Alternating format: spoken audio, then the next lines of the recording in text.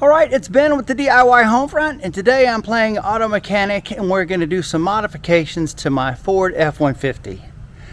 Now, about a year and a half ago I got stuck.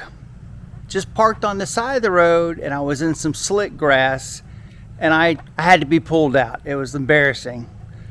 So I decided I would order some brackets because I noticed when I got stuck there was no tie down points on the front of my truck. So we ended up having to wrap around the sway bar. Well, then I did one of the worst things you could do. I was on the internet and I bought some tow hooks, some pretty cool chrome ones. So that way if I ever do get stuck, I'll have some way to hook up to my truck and get pulled out. And when they came in, I got excited. I was gonna go out there and put them on my truck. Guess what I never thought about? There's no way to mount them. Because normally there's a little groove right there that they're supposed to fit into. $30 tow hooks aren't that great. So I watched a few videos and I noticed that they made 2 or 3 different kinds of bumpers. But I noticed a lot of the bumpers that have the fog light also have the cutout in the metal for the tow hooks.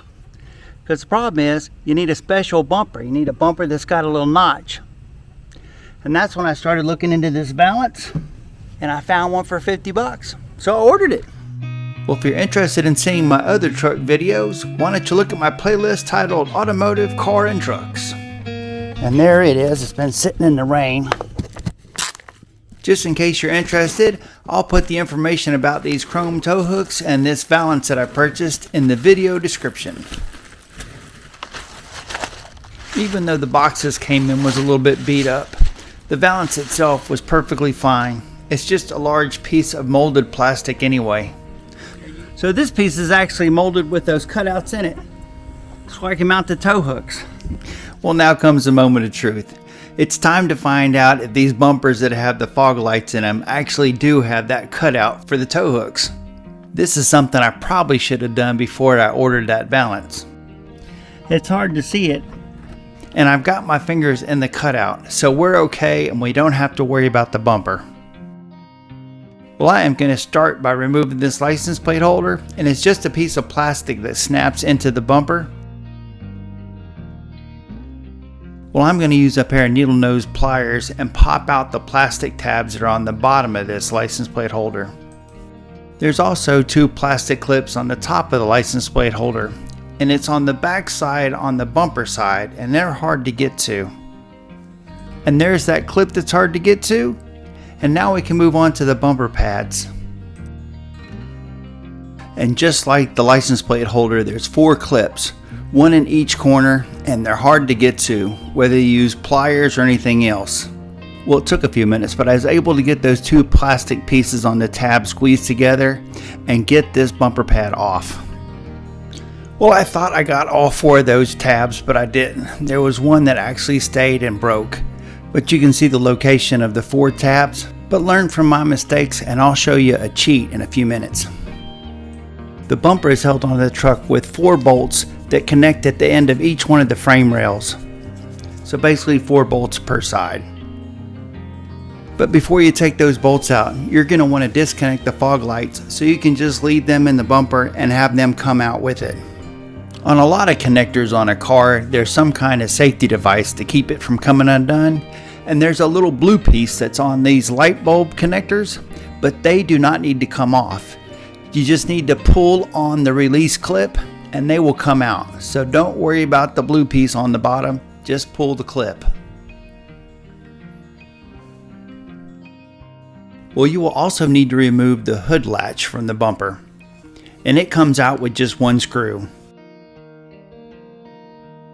And once I've got the latching mechanism out of the way, I'll put the screw back in that clip so I don't misplace it. And then there's 2 more screws that hold the plastic trim onto the bumper right by that hood latch. Remove those. Now you can go ahead and take off those 4 bolts that are on each side of the frame rail. And once you have all those out, the bumper's going to be ready to drop. It can be a little bit tricky getting that last lower bolt out by the fog light. So I've got a piece of carpet so that way when I drop the bumper, I don't scratch anything. It also makes it a lot easier on me when I'm moving around in front of the bumper on the driveway. Now here's the cheat for the bumper pads. I want to remove the bumper pads because I don't want to get all scuffed up when I'm putting that new Valance on the bottom of the bumper. But if you leave them on and take the bumper off, it's really easy to get to those clips on the back of the bumper, and you don't have to worry about breaking any of the tabs. There you go, bumper pad off. Well, there's something I forgot to show you guys that you want to make sure you remove before you pull that bumper off. And what it is it's the air duct shroud that helps push the air towards the radiator. It's held in place with 3 fasteners that end up pushing into the bumper. Well, I didn't count them, but there's a lot of bolts that hold the Valance to the bottom of the bumper. And there's 1 bolt behind the fog lights, so I just removed the fog lights. Well, every one of these bolts screws into a metal clip that's attached to something. And where I could, I put the bolts back in the clips to keep them from getting misplaced. And I'm sorry, I did this a lot of times out of camera frame. Now once you've got all the bolts out, you'll find that there's still 2 plastic tabs that hold part of the top of that Valance to the bumper. And once again, they're easy enough to get out with just a pair of pliers.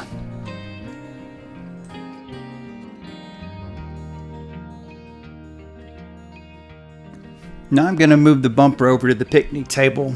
But before I put the Valance on, I'm going to give it a thorough cleaning. I'll rinse it off with water and use a scrub brush and soap, and then I'll rinse everything off one last time before I get some chrome polish out. And then I'm going to try to shine up all the chrome so that way it looks nice and new. Well, the bumper's all cleaned up. Now we need to get the new Valance ready. I'm going to end up having to transfer all the clips from the old Valance to the new Valance. Now the Valance I ordered didn't come with new clips, but others did. I guess it just depends on how much you want to spend. Now the next thing to do to get the Valance on is to put it onto the bumper and line it up with those 2 plastic clips on each side. And for me, this was a lot easier said than done. I don't know if it's because the Valance had been in a box and maybe had stuff laying on top of it, but I had a really hard time trying to get that plastic piece that runs along the bottom of the bumper where the license plate clicks into over the metal bumper to the point where I could actually get those tabs in and get them pushed shut.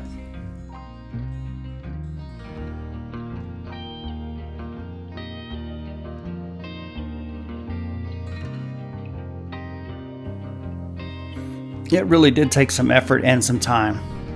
But with that done, it was time to go ahead and put in all the bolts that held the Valance to the bumper. I started in the center and then went to the outside and worked my way in. I ended up putting all the bolts in, but I didn't tighten them down really tight. And when I got to the other side of the bumper, it took some real effort to get those 2 outermost bolts started. But once they were in place, I got the rest of them in, and then I went back and tightened up all the bolts to hold the bumper and the Valance together.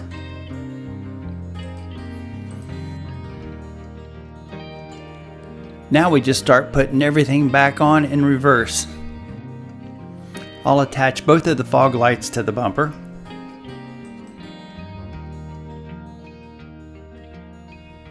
Now before we put the bumper back on, we're going to have to do some work to the frame rails of the pickup truck. Now those tow hooks end up bolting to the frame rails, but the bolt that they bolt onto is inaccessible when the bumper's in place, which means there's no way to hold the top nut when you're trying to secure the bolt.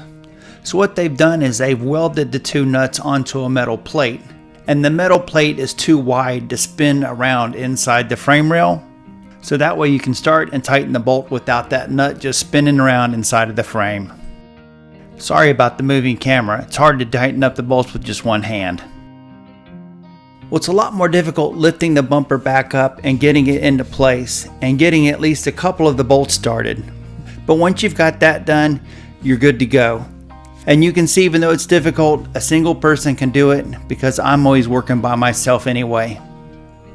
There is a uniquely shaped support bracket that goes on each side of the bumper, and I did not pay enough attention when I took it off, and I struggled trying to figure out how that went back on, and it got the best of me. So I decided it was time for a break, and it was late in the day, so I ended up getting some dinner, And now it's back after dinner, and I'm still working on trying to get these two metal braces, one on each side, that goes right near the frame rail. Now I'll tighten up the two bolts that hold down the piece of plastic to the bumper that the hood latch attaches to. Now I haven't mentioned it, I don't know if there's torque specs on any of these bolts, but I've been putting them back on and not tightening them terribly crazy, especially all the ones that have the metal clips. Now the bolts that held the bumper on, I tightened those up about as tight as I could get them. And here's one of those three fasteners that holds the air deflector for the radiator in. And here I am making sure that those bumper bolts are on tight. When you're plugging in these fog light connectors, make sure you hear that click to know it's all the way in.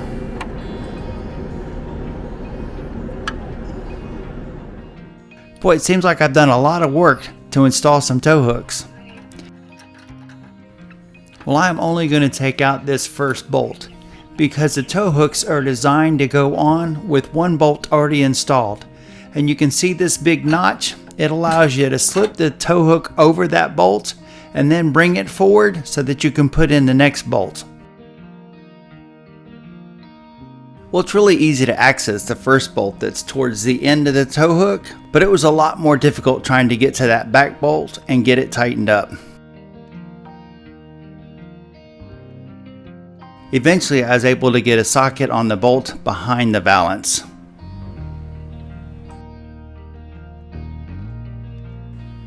And after I got this bolt tightened up, it was time to move to the other side. And I pretty much did the same thing. Well, with those four bolts in and tightened up, the only thing left to do is put the last finishing touches on the bumper.